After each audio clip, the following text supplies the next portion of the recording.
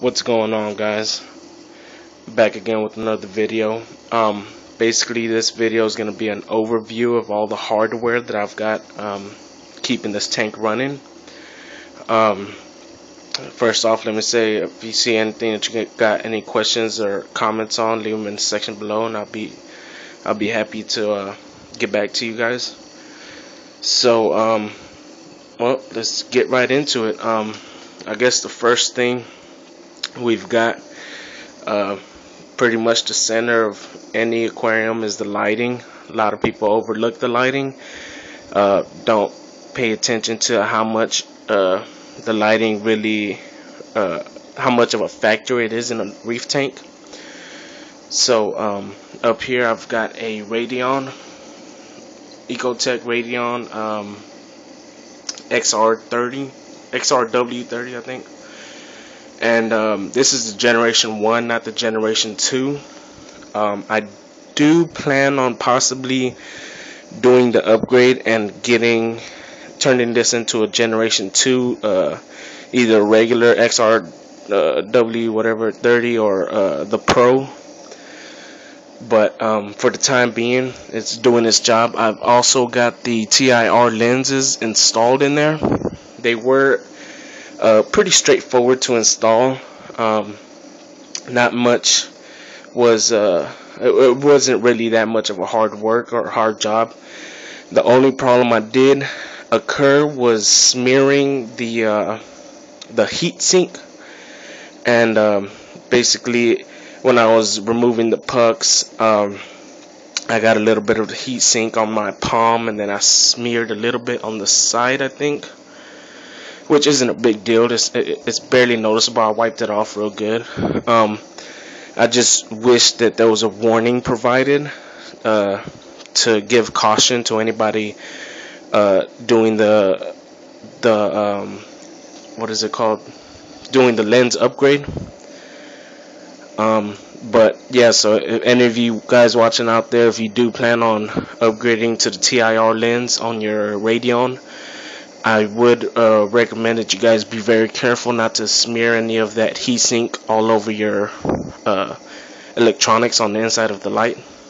But yeah, I've been pretty happy with this light. I love all the features on there. I love that it has a timer. It's programmable.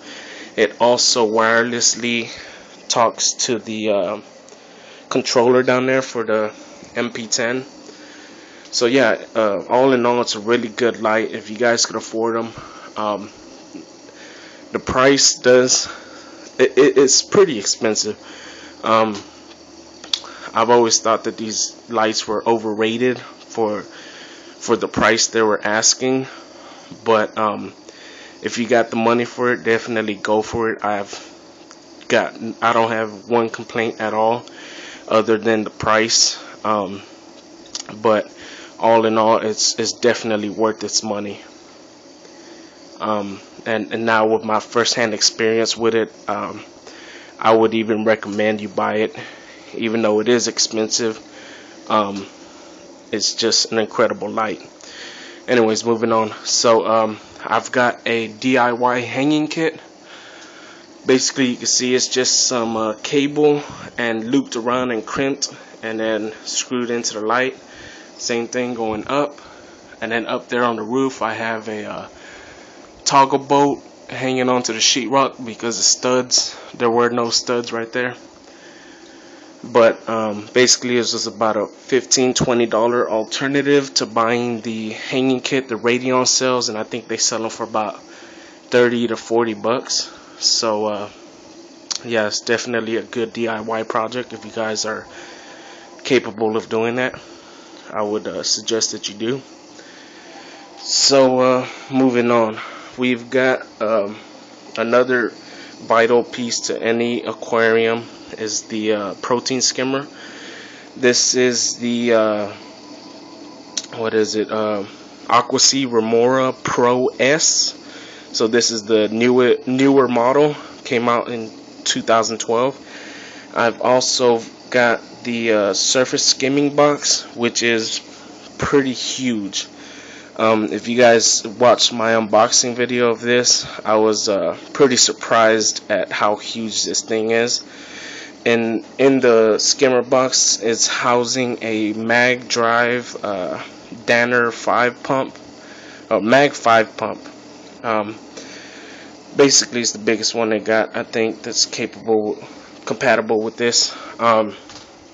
My thoughts on the Remora: I'm semi satisfied. I'm not 100% satisfied. It could be user error, it could be a defective product, I don't know. But I mean, you guys can see the skim that I've got. Let's see. It's just the cup fills up extremely fast. It's nothing but wet skim. It fills up in a matter of about 2 to 3 days. I think there's 3 days worth right here. It is dirty, but it's like a tea, very light tea color. It's not nothing major. It is pulling out some, but it's really not doing its job. I feel that it could be doing. And for the price that I paid for this, I would have thought that the quality of what it produces would be better. Again, I don't know if this is just user error or defective product or what, but again, I haven't had this skimmer too long, so I'm gonna get a hold of Marine Depot and also AquaC Remora and see what I can do about this. Either return it or figure out if it's a user problem, which is me doing something wrong, or anything like that. So my opinion on this, I would hold off on this if you guys are looking into it. Just do your research.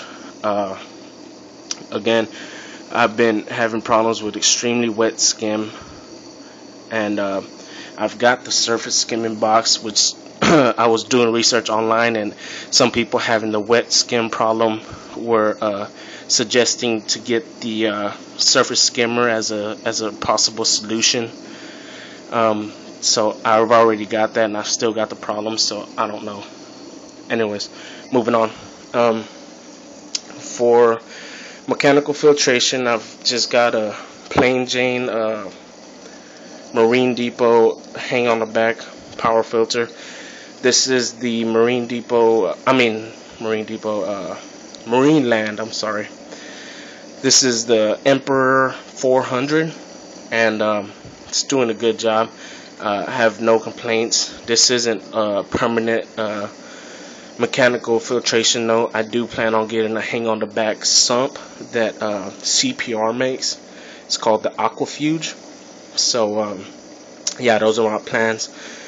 I hear that hang on the back power filters like this are nitrate factories, due to the fact that the reservoir in the back, the chamber, you hardly ever clean it, and it just gives a home for the nitrates to build up. So if you keep up good maintenance, I'm pretty sure you'll be fine with it. But a lot of people just rather do away with it, and same with me. I plan on getting the hang on the back sump anyways, so this is temporary now, just to keep the water clean and add extra flow. So let's move on. It's just a yellow clip to hold the wire for the Radion, because it kind of pulls it out, so I got the clip kind of giving it slack so it could keep the light straight. Right next to that yellow clip is the Tunze Osmolator. I love this thing. I've had no problems. It's an optical eye that monitors the water level. It keeps it spot on, and it's crucial for me since I have this surface skimming box. If the water drops too low, then water will not be able to get into this reservoir and go through the pump and come up into the protein skimmer, and could potentially burn out the skimmer. So it was very crucial to me to have something that keeps the water at a constant level and is as precise as could be. I've had no problems with this Tunze Osmolator. It's the best auto top-off system I could think of. And not only are the optical eyes less likely to fail, but if they do, it has a backup, which is this float switch. So if the optical eye fails in the on position, the water will rise and this float switch will rise, and it will sound an alarm on the controller, as well as it will shut off the pump. So let me give you guys an example.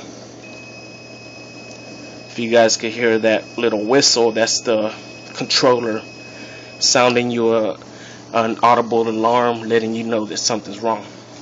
So definitely thumbs up on that product. It's just amazing. So now let's move on to what keeps my my water movement at a good flow rate. I love this MP10. You can see the wave that I've got going on.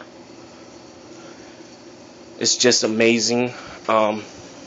It's not enough flow. I mean, it's enough flow, but it's not optimal. So what I've got is the MP10 along with my old Koralias from the 20 gallon. I've got the 420 back there, kind of going behind the rocks, and then I've got the 220 up here, kind of going in the front. So it's in a constant kind of circular motion going around the whole tank. So I've got good circulation around the entire tank.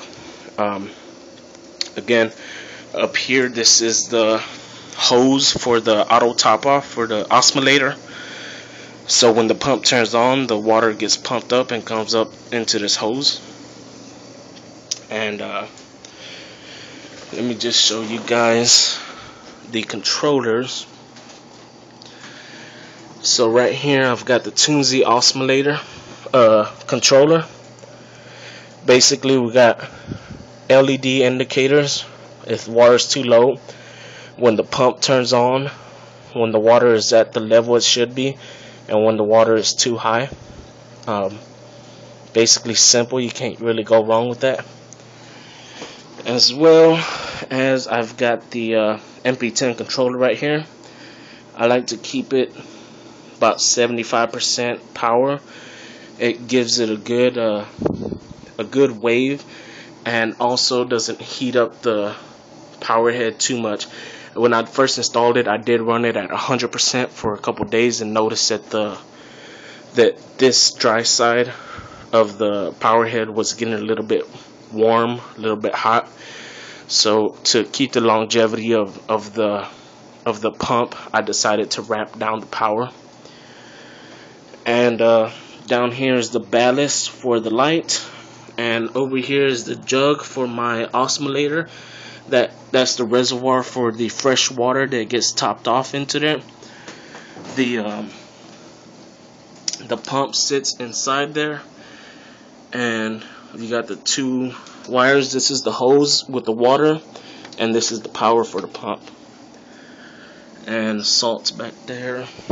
And as for the heater, I'm using a Ehiem Jager or Jager, whatever. It's a 75 watt heater, and I've had no problems with it. In the past, I have had a high door Theo heater, and it broke on me. The thermometer went out, and it would constantly overheat the water.